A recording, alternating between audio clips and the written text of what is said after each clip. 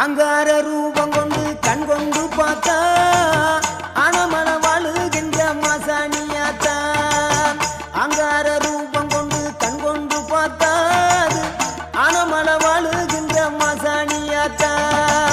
பொன்மாரி பொழிபவளே பொள்ளாச்சி மாரியம்மா, ஊனாட்சி மலையினிலே வாழ்பார மாரியம்மா, அகிலமெல்லாம் வாழ்பவளே அங்கார நீலி அனமன வாழுகின்ற மாசாணி தாயி, அகிலமெல்லாம் வாழ்ப